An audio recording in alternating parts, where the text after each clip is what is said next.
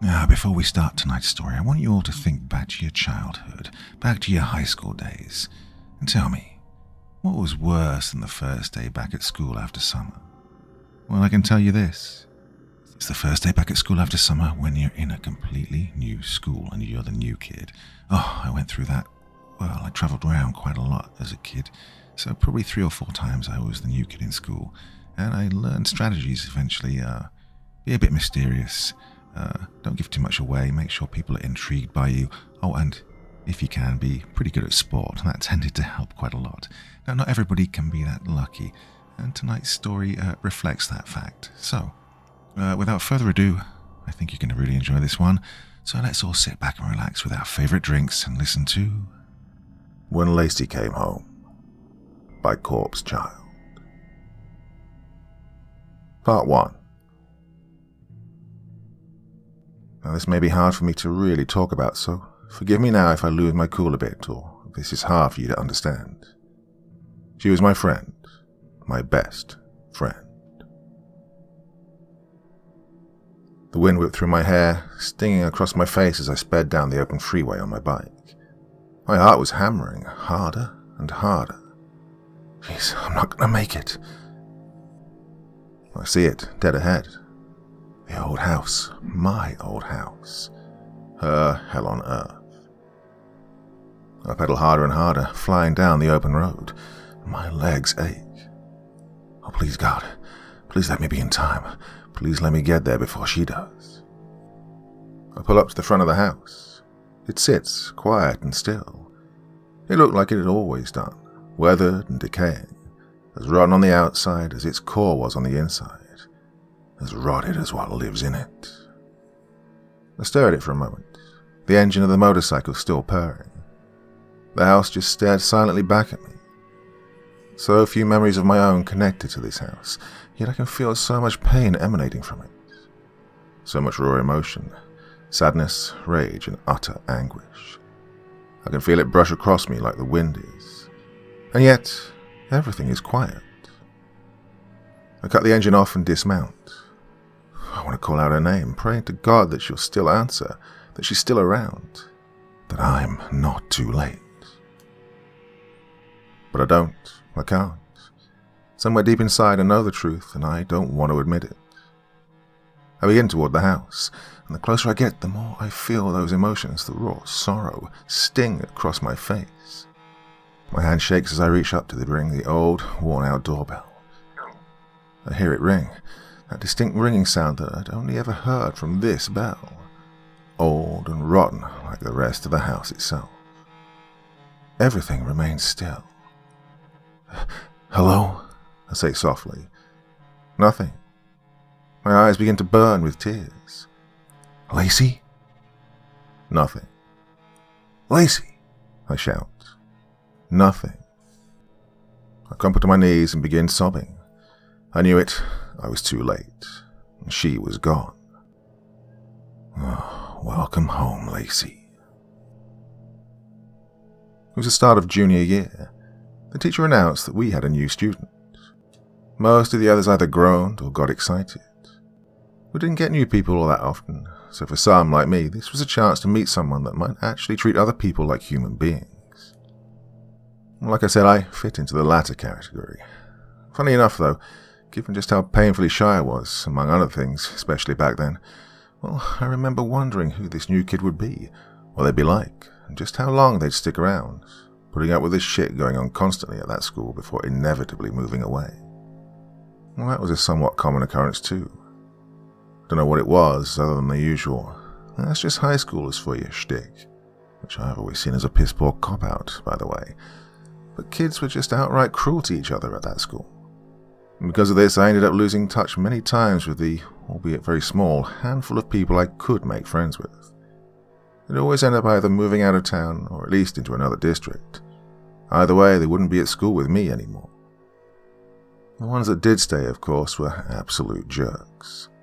The ones who you'd look at instantly and think, yeah, I'll be seeing them in the news someday for any number of felonies. And you wouldn't be wrong with that assumption either. A lot of them there at the time were just already under watch by parole officers. Some were even there serving time in juvie. Well, in short, if you were a reasonable parent and you could afford to find a way to get your kid into a better school, then you did, and who could blame you? Unfortunately, my folks weren't in that category. Well, they loved me and they wanted me to be happy, don't get me wrong. We just didn't have the means to up and move like the others I mentioned. Even still, I managed to get along.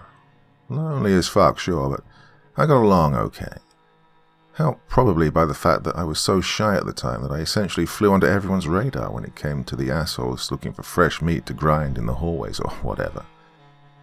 Worst I'd ever really get from them was either being called Shy Gal, Invisible Woman, something the comic geeks, ironically the ones with the biggest target on the backs for bullying, loved to hit me with, or Hannah Farth's ghost, or Hannah Farth, the ghost of Garrett Middle. Again, none of this meant a damn thing to me. Not at the time, at least. I mean, yeah, I was essentially a ghost. I didn't talk to anybody or do anything of any interest to any of the other rest of the animals that were there. No, I was the super quiet girl that spent her time reading Lord of the Rings, or trying to write her own epic fantasy novel that she thinks will be a bestseller, something I obviously never finished. Couple this with my admittedly albino-looking complexion and, yep, I guess Ghost would have been an appropriate nickname, wouldn't it? I just wish it didn't fit someone else even more. Yeah, I wish I'd have been the only ghost. Well, anyway, so, yeah, that was the day I met her. Lacie Reinhardt. I remember thinking at first glance that she'd get ripped apart here at Garrett High. God, what the hell's she doing here at this school, I wondered. She was short, almost a dwarf. To give you a better idea, imagine me being, I think, about 5'3" at the time, being the shortest girl there in the class. Most of the other girls there were hovering around the 5'6" range and up. The guys, of course, being 6'5" or more. Now, imagine that Lacie at the time only came up to about chest level with me. Well, as well as this, she was dressed way too nicely. She looked like she showed up to school in her church clothes. Now add all of this together with her small, forced-looking smile that made her look just as shy as me, and you'd probably think the same thing I did at the time. She wouldn't last but maybe 2 weeks here. Class, let's all give a warm welcome to the new student Lacie. She just stood there, front and center, right at the front of the classroom. Remember how bad I felt for her right then? I could see it on her face. She wanted to be anywhere but there, presented in front of everyone like she was a freaking art display at a museum. "Oh," she said timidly. "Hi, I'm... She trailed off. She just couldn't get the words out. Her entire body trembled violently. While I was watching this, worried that she was about to drop into a panic attack. Finally, she managed to squeak out, "I'm Lacie." I could see some of the others start snickering. I just looked at her, though, unable to help feeling extremely bad for her. Looking back, I wouldn't have been surprised if she'd actually wet herself right then and there. "Lacie's from out of town," the teacher continued, obviously not paying enough attention to how uncomfortable she was, standing there in front of us. "Is there anything you'd like to tell us about yourself?" She looked to the teacher, and then back to us. "Yeah, I'm Wiccan, sorta." The teacher made a surprised look on her face before saying, "Well, that's interesting, isn't it, class?" I heard more snickering mixed in with distinct whispers from some of them as they passed back and forth glances from her to each other. "Well, Lacie, welcome to Garrett High. I can't wait to have you as part of the class."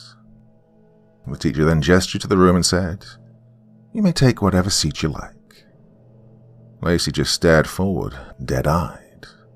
"Go on," the teacher urged. "I promise no one here bites." She was still shaking as she took a small step forward. She looked nervously around as she continued forward toward the back, where I was. I saw the way some of the others looked at her, like she was some sick, diseased person walking down the middle of the room. She herself looked back and forth, like she was expecting someone or something to try and grab her or something like that. She looked alert, I guess you could say. Well, suffice to say, this broke my heart. Maybe you could just call me soft or whatever, but this hurt me. I mean, here was Lacie, this mousy-looking shrimp of a girl, already been put in the spotlight that she clearly didn't want to be in. Doesn't even know really where the hell she even is.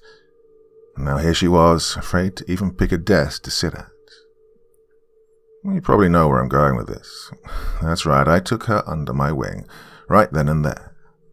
It was when she'd made it about halfway across the room that she stopped for a moment, and we met eyes for the first time.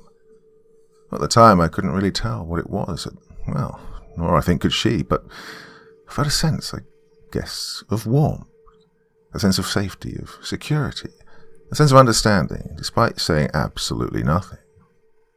Well, that has always been weird to me. We hadn't exchanged as much as a single hello to each other, yet I felt we were already practically best friends. Well, that'll always stick with me too, painful as it is now. She silently took the hint, I guess because she then trudged over to the desk next to me. She sat down and class began. Throughout that period, I remember constantly looking over to see her looking down at her desk, fiddling with these little flowers. They were small and brown, and I could smell a weird sort of fragrance from them. Lacie herself looked absolutely stone-faced, numb almost, like she wasn't even there. She was in a distant fantasy land herself, like the ones I'd write about, or tried to anyway. And this had me zoned out myself, so much so that it wasn't until the bell rang for second period that I was snapped back to reality myself. When I did, Lacie had already left. I tried looking all over for her. Unfortunately, I couldn't find her before I had to get to my next class. I didn't have her for any other classes, and so it wasn't until lunch that I managed to catch her again. This would be another thing about her that fascinated me, and just how similar the two of us were to each other. I found her crouched under the stairway to the upper floor of the school, nibbling on the salad she picked up from the cafeteria. Now, understand that this was the exact same spot I always chose to eat in, likely for the same reason as her, total isolation. Well, basically everyone else was clustered like a can of sardines in the cafeteria, hollering or trying to get one of the grillers from the football team riled up to start a fight. Something that was almost promised to happen at least once a week, sometimes twice. And we were under the stairs, away from all that. Cut off, solitary, used up, dried up, and dead to the world. And that was just the way I liked it. And evidently so did she. She looked up at me, her eyes wide. I'd startled her. I just looked back at her, probably looking just as awkward as she was. Hi, she stammered. She started trying to get up like she was going to walk away. Wait, I said, putting out my hand. That's okay, you don't have to go. She stopped and relaxed again. You're, Lacie, right? She nodded her head. Well, I'm Hannah. She waved to me pitifully then. I sat down with my lunchbox and began taking out the roast beef sandwiches I'd packed. She went back to nibbling on her salads. Well, like before in the classroom, I saw this and couldn't help but feel kind of bad. I broke one of my sandwiches in half before offering it to her. She looked at it and her eyes immediately went wide, like she must have thought I was trying to feed her rat poison or something, and she began shaking her head wildly. Oh, sorry, I just thought I'd ask, I said, taking a, albeit now somewhat hesitant, bite of my own sandwich. Well, thank you, but I can't eat that. Oh, I replied, mouth still full. I swallowed and said, vegetarian? I chuckled and continued with, yeah, I tried that once, but... No, not a veggie, she said, cutting me off. Well, okay, yeah, I am sorta, but not for the reasons you think. It's not to try and lose weight or eat healthy or anything like that. Huh? I said, chuckling ironically. Yeah, it's not all that great. I mean, it's just mostly water, right? We both sort of laughed at this. But, she continued, I can't eat meat, so, yeah. How come? She looked at me for a second, confused. I mean, why can't you eat meat? Is it something that you can't digest, or are you looking out for the animals? What is it? Her look of anxiety returned, and I immediately felt bad. I'd gone too far, asked one too many questions, like always. Now you see the reason I was so cut off, having little to no friends back then, right? Hey, I'm sorry. I was just... She shook her head. It's okay, I just don't eat meat. Case closed. I nodded and went back to nibbling at my sandwich the same way she nibbled at her salad. I felt like if anybody had cared enough to walk by and notice us, they'd have thought the two of us were a couple of rabbits with the way we nibbled away at our food. About another 10 minutes or so passed in complete silence between us, the only sound being the ambient racket next to us from the cafeteria. Finally, I actually found it in me to try speaking up again. So, what else do you eat? She looked at me again, swallowing a small mouthful of lettuce. Well, nothing, really. Just vegetables, mostly. She shrugged and said, well, sometimes I make a PB&J, maybe with some chocolate syrup and M&Ms on top. She smiled when she said this, and I smiled too. Well, odd as a combination as that sounded to me, somehow it also sounded appetizing at the same time. Well, not as much as the roast beef sandwich Mom always made, but something I'd probably want to try at least once, just to say I'd done it. Never tried that before, I said. She snapped back to look at me, somewhat embarrassed. Oh, shit, she said, pinching the bridge of her nose. I said that out loud. It's cool, I said, reaching out my hand to her shoulder. You don't need to feel awkward around me, okay? She stared back at me, anxious and confused. I pulled my hand back. Oh, sorry, but seriously, you can talk to me if you wanna. She slowly nodded her head and looked back at her still barely eaten salads. The last minute and a half of lunchtime was spent in silence again. The bell rang, signaling fourth period. I packed away the last half of my roast beef sandwich, the one I'd originally offered to Lacey, and put it back in my lunchbox to have as a snack when I got home, and then started up the stairs. Lacey was headed away towards the cafeteria. Hey, I called out, what class do you have? She turned around again. Science. Oh. My shoulders dropped in disappointment. My last class was chorus, and I rode the bus, where she was a car rider. In other words, we wouldn't be seeing each other for the rest of the day. Quickly I rifled through my backpack and pulled out a pencil and a piece of paper and scrawled out my phone number. Here, call me. She took the paper and looked back at me blankly. Well, if you wanna, I added, chuckling nervously. She nodded before turning and walking away. I then turned and headed up the stairs to class myself. The rest of the day carried out like it always did. I went to chorus, the bell rang, and I rode the bus home. Of course, one big thing was on my mind. Talking to Lacey again. Well, what it was, I couldn't have told you at the time, other than, I guess, to say it was a simple birds of a feather type of deal. We were both a couple of shy misfits, and yet we wouldn't change anything about that, you know. We were us. I think also just her overall mysterious nature helped draw me in. In short, I wanted to get to know her, figure out what makes her tick. Does she like fantasy stuff like Lord of the Rings? Well, she did say she was a witch after all. And of course, there'd be the mystery of why she felt like she couldn't eat meat. I wondered if the two could have been connected, you know. Like maybe it was against her faith or something to eat meat. Granted, I know now that wouldn't have been the case, having done at least cursory research on the topic, but back then, I wouldn't have known a damn thing, being an atheist. In any case, I figured she was just really cool in a mysterious sort of way. It was around 5 or 6 o'clock that evening when she called me. I eagerly snatched up my telephone and answered. Yeah, hello? Hey, she replied, sounding just as awkward as I did. For a moment, neither of us said anything. We didn't know what to say. It kind of felt like we were one of those, no, you go first, kind of teen couples you see on old cheesy Brat Pat movies. Well, finally, I broke the silence by working up the courage to ask, So, where are you from? Before here, I mean. She hesitated for a moment before replying. I'm from here. What do you mean? I'm from here, from the Earth, Confused as I was when she said this, I couldn't help but snigger. Well, obviously the girl's got a sense of humor, I thought. Well, duh, I said. But I mean, where were you living before you moved into this town? What do you mean? She asked. I could tell now she wasn't intending for her answers to come off as a joke.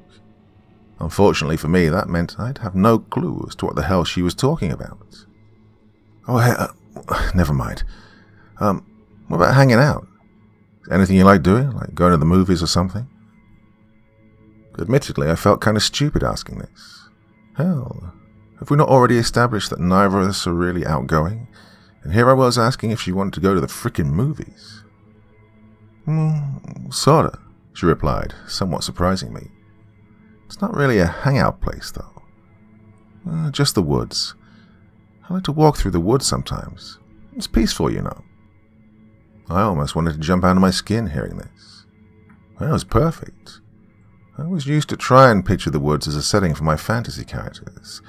Then, of course, that's when an idea came to me. Me and Lacey should meet up in the woods together.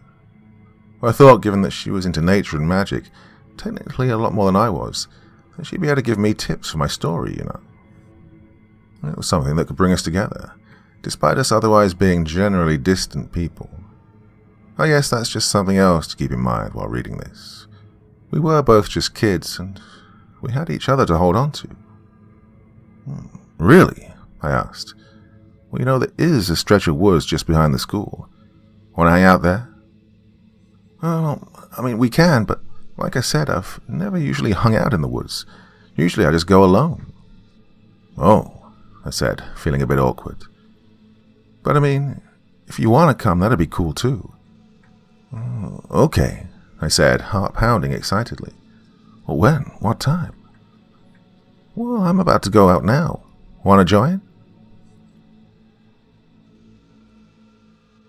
God. I walk around the old house.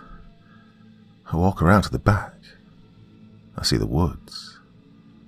The trees all still clustered together, looming down, almost seeming to glare at me. The woods we walk through together. Our hangout spot. My fantasy land. And her place of solitude. Her resting place. We met that evening there in the woods. The sun had already begun to go down, but that wasn't a problem for me. For one thing, my mum had told me earlier that week that she was going to be out of town for a few days, leaving me with ample money for pizza or whatever else I'd need. Plus, I'd been used to being home alone, the way I liked it. The other reason, of course, just the novelty of being out late at night. Out in the dark, spooky-looking stretch of woods behind my house. Well, for a moment I wondered. Something that hadn't occurred to me before, probably because I was too excited to give a damn. But how would she know where the woods were? How would she know where my house was? Nevertheless, there she was, about a foot of the way in. She was crouched down behind a tree, sort of picking at the ground near the base. Hey, how did you... I told you, she interrupted. This is my home. You mean your house is here? I was pretty sure there weren't any houses in these woods, but what else could she have meant? Well, she shook her head. No, well, not like yours. What do you mean? She stood up. Here, I'll show you. She waved her hand for me to follow and began heading deeper into the woods. Hey, hold on, wait, I called out, clicking on my flashlight. The sun was just about gone, having sunk at least halfway behind the trees. She was up ahead. Finally, she stopped in front of, oddly enough, the largest tree there. This is it, she said. I looked at the tree, confused as hell. Huh? This is my home. This is where I'm from. What do you mean? She turned and looked at me. Her face was so serious when she said this. She looked at me like she was about to give some sort of emotional speech. Mama Tree. That's what I call her anyway. She takes care of me. I looked at the tree. I was confused a bit. Sure, it was big enough, but other than that, I couldn't see anything special about it. There were no tree houses either, so God only knew how the hell she was living in it, or how it took care of her. She looked again at the tree and said, "Go on, say hi." Hello?" I replied, not knowing at all what the hell was supposed to happen. And for another moment, I just stood there, thinking about trying to turn and head back to the house, when I then saw something happen with the tree. Lacey touched it gently, and I saw it begin to glow. I watched this green aura take form around the tree. God, it was beautiful. I walked through these woods, just like they were back then, and the trees joined together, clustering. Each one leers down at me. Oh, despite all these years, the trees still lord over me. They almost seemed to look down upon me with a sort of sympathy, the kind you'd only see at funerals by those who knew how close you were with the deceased. I walk and walk, further and further, until I see it. Mama Tree. Oh, she looks so worn, so desiccated, so dried up. I walk up to it and put my palm on its surface. It dimly glows like an old light bulb. I feel something draining from inside me, and I retract my hand. I look down and I see it. The decayed shell that was once a young girl. I close my eyes and the tears come. "Holy shit!" I cried excitedly. She kept her hand on the face of the tree for another 5 seconds before pulling her hand back, causing the glow to fade and the tree to return to normal. How did you... This is how Mama Tree takes care of me. She gives me energy. I reached out to try and touch the tree like she did. "Oh, cool. Hey, let me..." "No," she snapped, batting my hand away. I froze, startled. "I mean, you can't." Okay. How come?" She looked back at the tree. "Oh, I have to be careful about Mama Tree. You can't use her too much." I cocked my eyebrows. "Well, what do you mean?" Still looking at the tree, she said, "Mama Tree gives energy, but it's not exactly free. It takes from you while it gives to you, you know. I need it, but I have to be careful how much I use it." "Oh." I nodded, despite not at all understanding a single thing she just said. I looked at Mama Tree again. Without the glow, it looked like a normal tree. "So, what does it take?" I asked. She looked down at her hands and sighed. I could tell that, for whatever reason, whatever was going on with this tree, it was something that just as much haunted her as it did comfort her. Because of this, I immediately began trying to change the subject. "Hey, it's getting dark out. You, I looked around, remembering that she didn't exactly have an actual house, before asking, "You, want to come sleep over at my house?" "Sleep over?" she asked skeptically. "Yeah, you know, like spending the night at my house." She frowned, confused. "You've never had a sleepover before?" She shook her head. I was a little shocked. Okay, sure, she probably didn't have much or any friends or people in general that she socialized with, but still, I had to figure she'd have at least heard of a sleepover. I took her by the hand and began leading her back towards my house. She hesitated for a moment, looking back toward the tree. "Hey, what is it?" I asked. She snapped to look at me and shook her head before following along behind me. By the time we made it back to my house, it was pitch dark outside. Even with the flashlight, it was difficult finding our way back out. We got back to my house and went inside. "Home sweet home," I said, presenting the inside of the overly cluttered living room. With Ma being gone most of the time and the fact that I didn't usually have friends over anyway, it goes without saying that, yeah, the house was a bit of a mess, and it wasn't exactly high on my priority list to change that either. Of course, that is, until I watched her look around the place. Her face was sort of a mix of anxiety and disgust. That was when a bit of shame actually hit me, feeling like I should have planned this out a little better. Hey, you'll have to forgive the mess. I was cut off when I heard her whisper something under her breath. I wasn't real sure at the time, but it almost sounded like she'd said something like, "It's still here." "Huh?" I asked. She snapped up again to look at me. "You said something." She started looking around the living room again before asking, "This is where you live?" "Yeah. Why?" She continued looking around nervously. "Lacey, everything okay?" I heard her whisper again, this time more clearly. "Nothing's changed. It's all still here." What? I wondered. What is she talking about? "Hey, what hasn't changed?" She looked at me again and shook her head. "Oh, nothing. It's a long story. What do we do now?" I paused for a moment and shrugged. "Well, I don't know. Want to watch a movie?" She looked at the TV and shrugged. "Sure, which one?" "Hey, how about Lord of the Rings?" I exclaimed. She looked at me confused.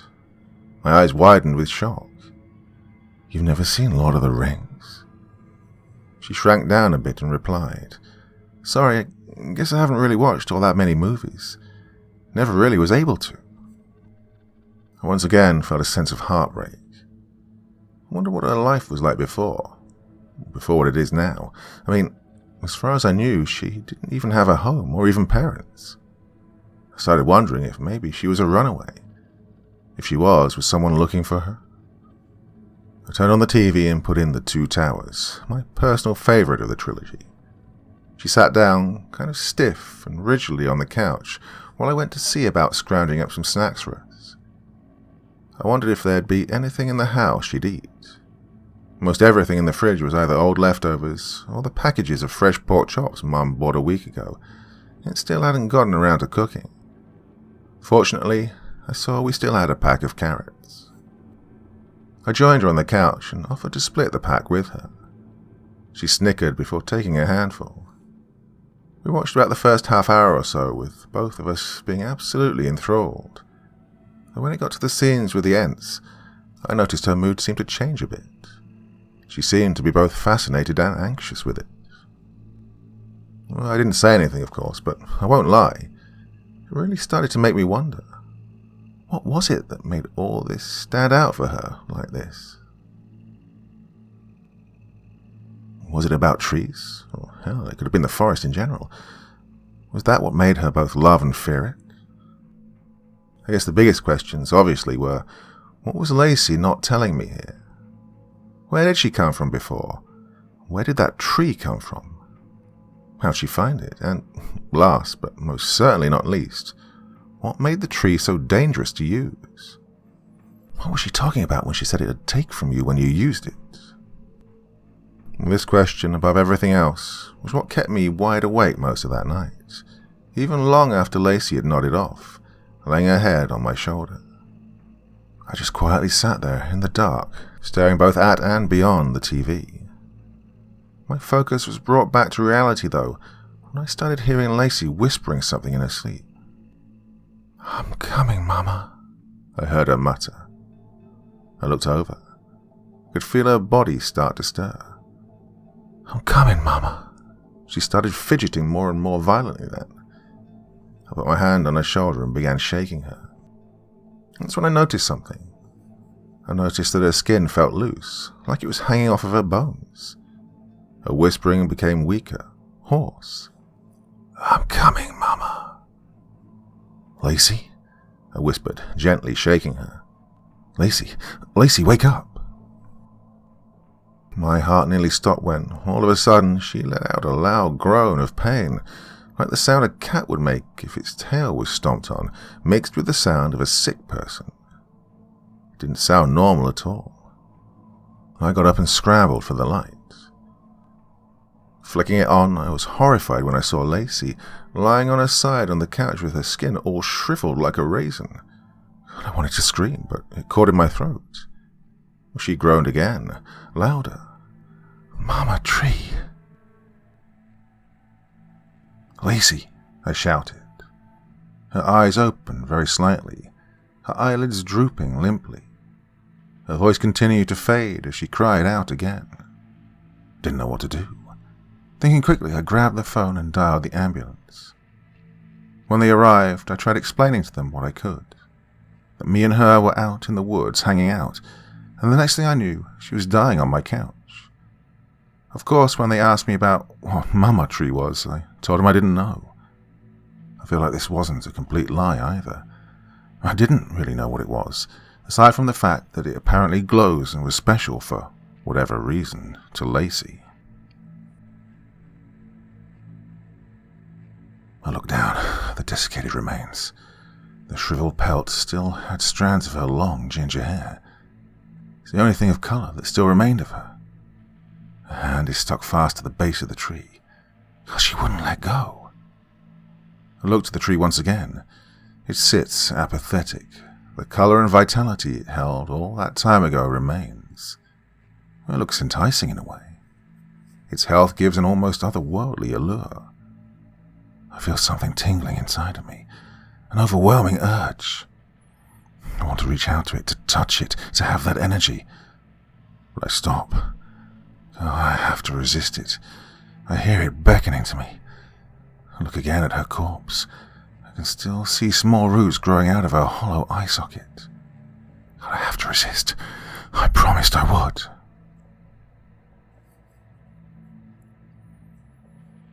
Lacey spent that night, as well as the next few weeks, in the hospital. I visited every day. I'd always rode my bike to and from school every day, so it was really no issue for me to be able to just come after school every day anyway. Well, Mum never questioned it either, being that she wasn't around much anyways, plus she was mostly just happy that I could actually tell her I'd made a friend. She didn't know about that night in the woods, or about having to call the paramedics. I never told her.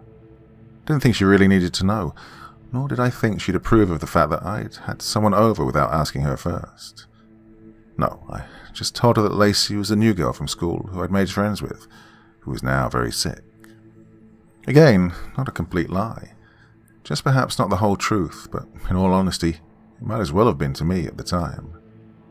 What was Mama Tree?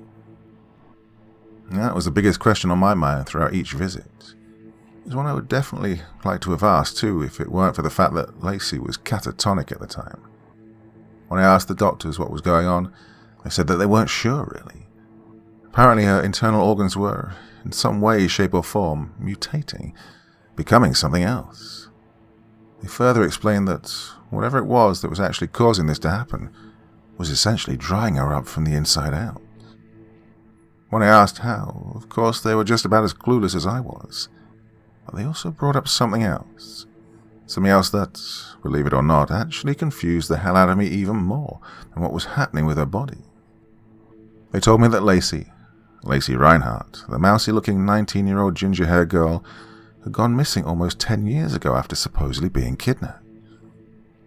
At first, I didn't believe them. How could she have been 19 and missing for 10 years and still be 19 now? Not to mention, how could she have been alive now?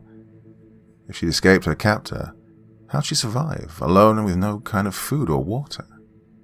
How come she didn't seek help or anything? Sure enough, though, they showed me a picture of her in an old newspaper in the missing persons column, dated 10 years before. And it was her, looking almost just like she did now, albeit a lot perkier. Obviously, they didn't have explanations for the other questions I mentioned. I knew they wouldn't. No, the only one who'd be able to answer that, any of that, like I said, was Lacey herself. I asked the doctors when they thought she'd wake back up, to which they answered that it was hard to tell really, given how unnatural her condition was. The police were called at one point as well. They came to my house and asked me how I knew Lacey, if I'd known her back then, to which I replied that I didn't. I told them that she was just the new student at school a week or two ago, and that we'd hung out once in the woods behind my house, and that after that the whole thing with her body started happening. They asked me if she talked about or mentioned anyone else to me. I told them she hadn't. They left soon after that, leaving me only all the more curious and hungry for some kind of answers. Well, they say, where there's a will, there's a way. Well, I had a will, but seemingly no way. I couldn't talk to Lacey, and no one else would have any real explanations either. However, I wouldn't let this stop me. It's almost funny to me in a way. Solving this mystery gave me a feeling of growing closer to her, despite never knowing her before and not talking to her. If I could solve this mystery, I'd know Lacey better than anyone ever could. I'd have a story that would beat any sort of fantasy novel I'd ever write. The first thing I did was to go digging around for anything related to what might have happened 10 years ago. Of such, I found next to absolutely nothing, save for a single headline with her picture, the same one the doctors showed me. Below it listed her information, name, birth date, height, weight, and last known location. I searched for a while longer to see if any suspects had been identified or if any arrests had been made. Well, this too proved to yield no results, until I found one, dated just a little while after the one of her disappearance, about 3 or 4 months later, about a man being found stabbed to death in the backyard of a house located just at the edge of town. They never found who'd done it. However, according to the article, it was said that multiple implements of captivity and torture had been found all throughout the house, such as ball gags, handcuffs, and metal pokers. Police thought the perp had tortured the poor bastard, given the blood coating each and every one of the instruments, before then running off into the woods. The police supposedly looked into the case for at least 3 months before apparently going cold.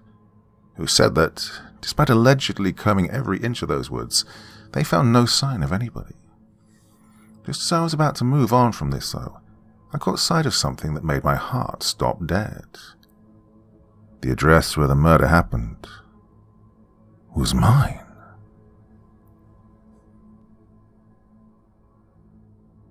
I couldn't believe it. My house. Someone was tortured and stabbed to death in my house. And I was never told. And they never found the guy that did it either. Well, that got me panicking. What if they were still out there? It sounds paranoid, I know, given that this happened a decade before, but still, it just makes you think, doesn't it? I wonder then if Mum knew when she'd bought the house. Coincidentally enough, not too long after those events would have occurred. I decided to ask her about it one day, one of the very few and far between ones she actually had off. I showed her the article I'd saved. I guess, unsurprisingly, she was just as shocked about it as I was. When she asked why I was looking into this, I told her what I was told about Lacey. Well, this too was a shock to her, which by extension made it all the more shocking to me. We'd lived in that neighborhood, that city, in that house for years. Well, me, my entire life. Yet neither of us knew anything about this. We lived in a neighborhood where both a teenage girl got kidnapped, as well as a freaking murder house. Well, now most people would have stopped right there, right? A shocking reveal, or two, and you'd think I could stop there, yeah? I mean, it wasn't like any of this led me any closer to the answers I was looking for. Or did they? Did she say something about this place being familiar? I wondered. Well, that got the gears turning in my head.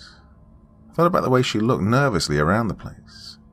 This made me also wonder again, just how was it exactly that Lacey knew where the house was? Then, of course, the root question to all of this came back to me.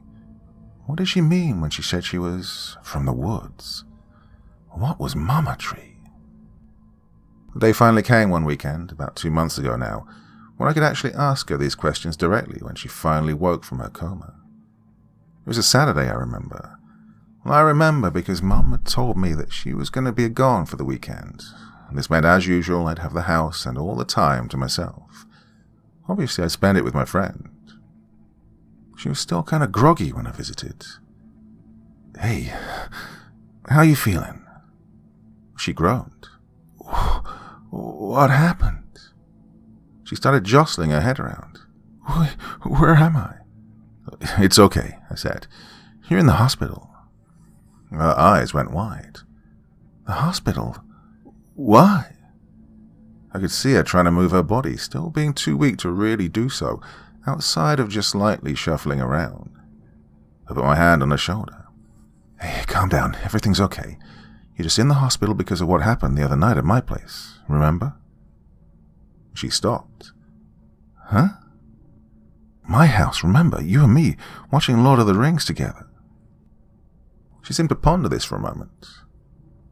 "Hey, what's the last thing you remember?" I asked her. She closed her eyes. I remember trees." I raised my eyebrow and asked, "Trees?" "Yeah, trees, all around me. I remember you and me walking, surrounded by..." She stopped dead and her eyes went wide. "Trees," she exclaimed. "The woods, you and me. I showed you Mama Tree and then..." "And then what?" Her body seemed to relax a bit again, and she said, "Well, I could hear her. Mama Tree. She was calling me home, but I didn't come. I remember feeling woozy and hot." Well, I bit my lip. Wasn't sure if I felt comfortable talking to her about any of this now. I could see that something about this had her in a bit of a tailspin. At the same time, though, I couldn't just let it all go either. I mean, I felt like I was somehow connected in this now. Connected to her. "Lacey," I began hesitantly, "I need you to be straight with me. What happened 10 years ago?" "What do you mean?" she asked, looking very nervously at me. Well, she knew what I meant. I held up the missing photo of her, and her face said it all, almost immediately going stark white. Shaking, heart racing now, I asked her again. He grabbed me," she began, shuddering, voice starting to break. "I'd never seen him before, but he said he'd been watching me for a long time." I could see her eyes start to well up with tears, her voice further cracking with each second. She went on. He grabbed me from behind one day when I was walking home from school. I took the back ways, you see. There's a shortcut to my house through the woods. He said no one would hear me scream." She choked back a sob. "And he was right." "What do you mean? Who and how do you know where to follow you? Why was he following you?" I can't lie, despite feeling horrible for making her relive what was obviously the most horrific and frightening experience of her life, I just couldn't help myself. She shrugged her shoulders and said, "I don't know. I really don't. All I knew was that he had me, and I was too far from the main roads or anywhere else for anyone to hear me. I tried fighting him, but he put a plastic bag over my head and held it there until I passed out. When I woke up, I was tied to a chair in a dark room. I tried screaming again, but I had a gag in my mouth." Her face hardened into a malicious-looking glare, and she said in a deep, gruff-sounding voice, "Good girls don't scream, and only good girls get to have their gags taken out. He said that I was his toy to break." Her face melted then into a flood of tears. God, I wanted to reach out to her to hug or give some sort of comfort, but I couldn't. I just couldn't. She continued, hysterical. He'd hit me over and over again every day. I begged him to let me go, telling him I wouldn't tell anybody. Whenever I tried to fight, he'd hit me in the head with a fire poker and knock me out. When I'd wake up, I'd be cuffed to a bedpost naked. He'd just leave me there too, sometimes for days, before letting me out, telling me he'd leave me in there longer if I misbehaved again. God, he hardly fed me, was constantly hurting me." She sniffed, clearing herself up. "I only managed to escape when I was lucky enough for him to leave a knife behind one night when he left me alone in the room. He didn't even try to cuff me, having battered me to the point where I was barely able to move. He left to go get something else to hurt me with. Oh, I was hurt really bad, but I knew it was my only chance to get out alive. I grabbed the knife, and as soon as he came back..." She began grunting furiously while thrusting an arm forward in a stabbing motion. She then went limp and started tearing up again as she said, "I got him. I killed him. He stabbed me too, though, right here." She lifted up her gown and I saw a giant faded scar that ran lengthways just above her belly button. I tried to go through the woods, back to the main roads to try and get help. Oh, I was losing blood fast. I was hurting so much and was already so weak. I thought I was going to die. But then... She sniffed and took a deep breath and said, "Then I found her, Mama Tree." I stood frozen, unsure if I could believe what I was hearing. I mean, yeah, it was everything I'd already proved myself, but even still, hearing it from her directly, it was just so surreal, so unbelievable, so fantastic. More than anything else, though, it was downright visceral. What happened then?" I asked, wincing in hesitation. She stayed silent for a moment, breathing heavily while staring at the wall behind me. Finally, she sniffed and replied, I couldn't go any further. I collapsed in front of her. Everything was about to go dark when, all of a sudden, I started to feel something inside me, making me feel strong. I felt the pain start to go away. When I looked, there was Mama Tree, glowing, giving me her energy. She smiled weakly then and said, She saved me, Hannah. Well, I swallowed hard. I could feel a lump form in my throat. But you said she takes something from you as well, right? I saw her smile fall and she nodded her head. What is it? I asked, honestly afraid of her answer. She looked at her palms and replied, She gives me her energy, and in return I relinquish mine. What do you mean? I mean that because I use her energy to stay alive, I give up some of mine to her. I take a part of her into me, while she takes parts of me into her. I become her, essentially. And eventually I'll have taken so much of her energy that I'll merge completely with her. So already far along in the process, too. I've been taking more and more to keep the pain away. But now the change is accelerating. I'm already becoming like Mama Tree. Once again, I was speechless. Quite honestly, if I'd not actually seen at least some of this, of Mama Tree, I'd have thought she was nuts. But whatever the hell was going on with her that night at my house had affected her mentally as well. But that's just it. I did see it. I'd seen it, and even the doctors had no actual explanation for what was happening to her body. At the same time, though, how? How was that even possible? How could a tree do that? Not only that, but why did Lacey keep going back? Why did she stay in the woods instead of getting help? Lacey, why didn't you try and get help? Help, she cried. How was anyone going to help? Mama Tree was and is the only thing keeping me alive. That's why I've been in the woods with her. She's my shelter and my protector. Yeah, but look what it's done to you. I mean, you said it yourself, it's destroying you. You can't keep doing this. You can't keep going back to Mama Tree. Despite feeling determined to keep her from destroying herself further, one thing did keep buzzing in my head. A thought that was, almost ironically, voiced by her. What am I supposed to do, huh? You said yourself that even the doctors don't know what's going on. If they can't fix it, who can? With that, I was stumped. She was right. So then, what was I supposed to do? Whether or not I kept her from Mama Tree, she was still screwed. If I let her go back, according to her, she'd end up losing herself entirely to it. On the other hand, though, if I kept her away, like she was that night at my house, she'd degenerate there, just withering away wherever she was. My eyes began to burn with tears. So that's just it then? I cried out. You leave here and you go back to your frickin' tree and rot? Is that it? She looked at me, her eyes full of both shame and desperation. She knew this was hurting me, about as much as it did her to have to admit it. No, I spat. Don't even frickin' say it. You know what? I don't care anymore. Go back, waste yourself to your Mama Tree or whatever. I turned and stormed out of the room without another word. I stormed down the halls and exited the hospital, taking my bike and heading home.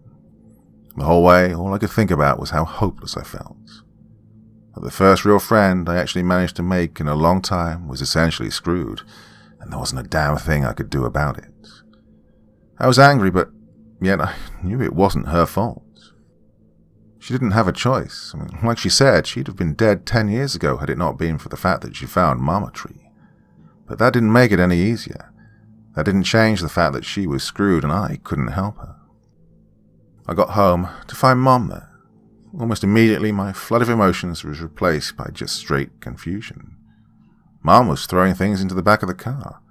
She told me to go inside and grab my clothes and a few things I wanted to take with me. When I asked what was going on, why she was back so early, she told me that we were going to be staying with my grandparents a little ways back into town while she looked for another house. She said she just wasn't comfortable staying in the house anymore after finding out what had happened there. even though she wasn't even around that much anyway. Regardless, I didn't argue. How could I, really? The way I saw it, the best thing about it, Lacey was going to end up a goner one way or another. So what was the point of staying? The remainder of the day was spent packing the few possessions we intended to bring with us for the short term into the car. Mum said that, once we'd settled at Grandma and Grandpa's, we could come back and get the rest of our stuff. Well, that evening we hit the road and arrived there about 10 p.m. Spent the rest of that week in basically a funk. Wouldn't come out or do anything aside from going to school.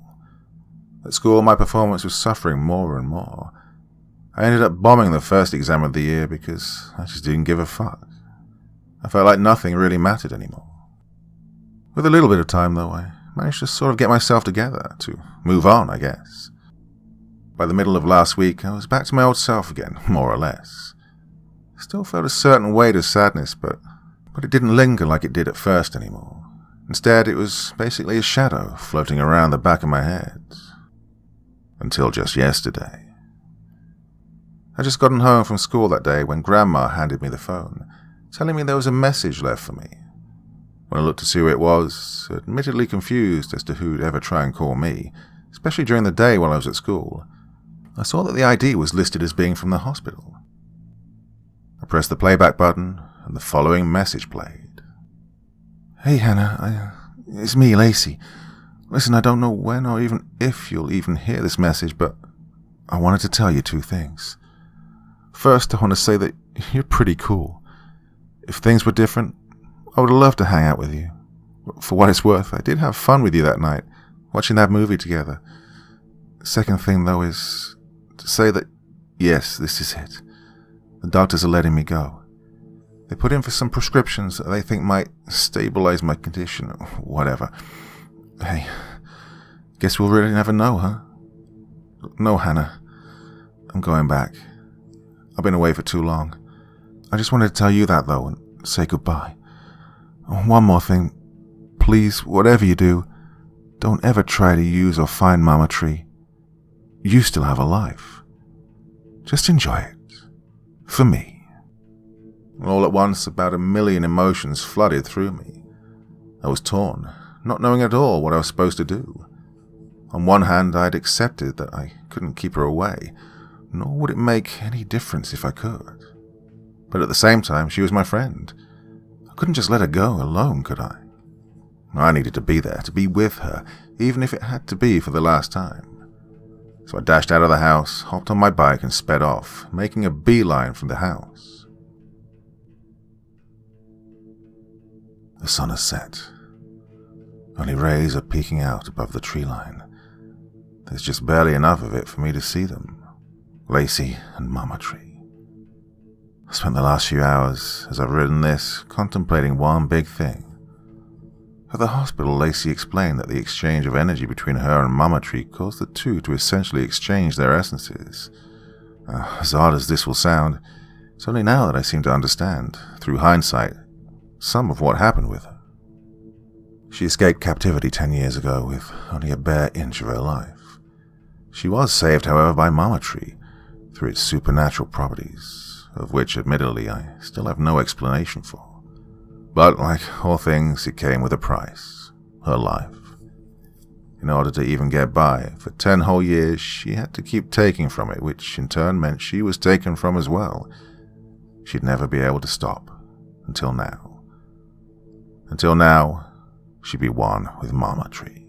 I guess it's because, in typing this out, I'm able to see the bigger picture that I wasn't before. I'm finally able to really put the story together. The strangest, the saddest, the most haunting, as well as the single most fantastic story I'll ever tell. The story of when Lacey came home.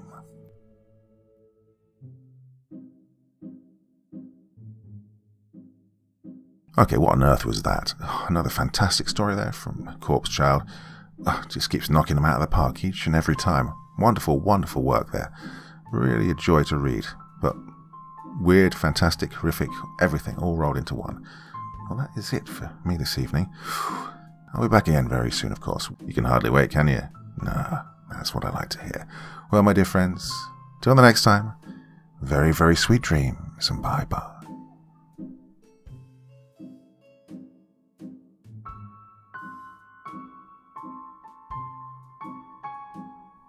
Thank you so much for taking the time to listen to this story today. Really means a lot to me and to the author of the story, of course. Well, if you want to know more about me, I'm pretty much everywhere on social media. You can find me on Facebook, Twitter, Instagram. You can download my music on SoundCloud. I've got a Patreon if you feel like. Throw me $1 or $2. Very much appreciated. And of course, on Reddit, I have a place where you can leave stories if you want me to read one that you've written. Well, hoping to see you all again very soon. Till then, sweet dreams, and bye-bye.